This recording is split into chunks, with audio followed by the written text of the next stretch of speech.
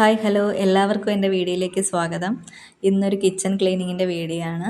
Video ഇഷ്ടമുള്ളവർ like ചെയ്യുക, share ചെയ്യുക, സബ്സ്ക്രൈബ് ചെയ്യുക.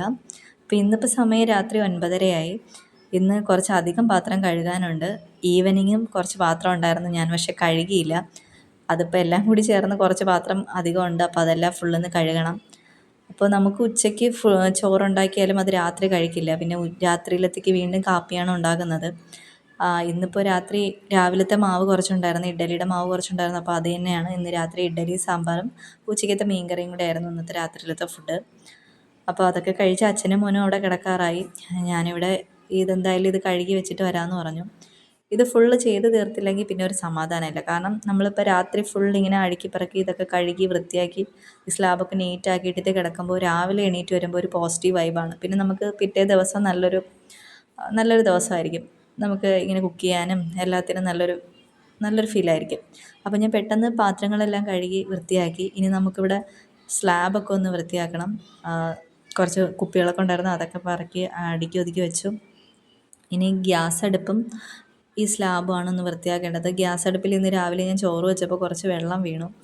അപ്പോൾ അതിൻ്റെ കുറച്ച് അഴുക്ക് അതിലുണ്ട്. അപ്പോൾ അതെന്തായാലും വെള്ളമൊക്കെ ഒഴിച്ച് വെച്ചാലേ അതൊന്ന് ഇളകി വരത്തുള്ളൂ. അപ്പോൾ അത് ഞാൻ അവിടെ വെള്ളം ഒഴിച്ച് വെച്ചിട്ട് ഗ്യാസ് അടുപ്പൊന്ന് വൃത്തിയാക്കുകയാണ്. ആദ്യം ഞാൻ വിചാരിച്ച് തുടയ്ക്കാമെന്നാണ്. മടി കാരണം വിചാരിച്ച് തുടയ്ക്കാമെന്ന്. പിന്നെ വിചാരിച്ച് എന്തായാലും തുടച്ചാലും അതിൻ്റെ അഴുക്ക് അങ്ങനെ പെട്ടെന്ന് പോകത്തില്ല.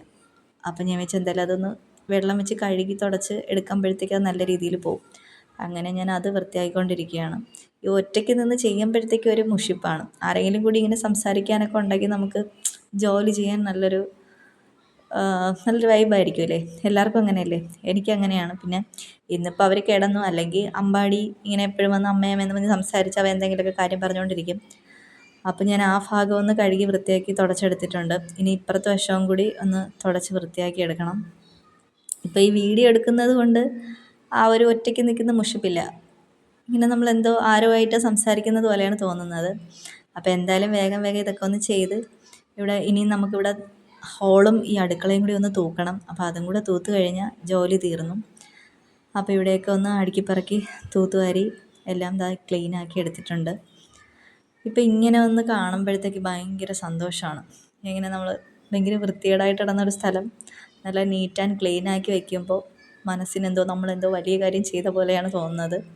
നിങ്ങൾക്കും അങ്ങനെ ആയിരിക്കും അല്ലേ? എല്ലാവർക്കും അങ്ങനെ ആയിരിക്കും. ഭയങ്കര സന്തോഷമായിരിക്കും. ഹോളും അടുക്കിപ്പിറക്കി ഒതുക്കി എല്ലാം കഴിഞ്ഞു. അപ്പം നല്ല ടയേർഡായി. ഇനി പോയൊന്ന് കുളിച്ച് വൃത്തിയായി കിടക്കണം. അപ്പോൾ എല്ലാവരും കിടന്നായിരുന്നോ? Okay, good night.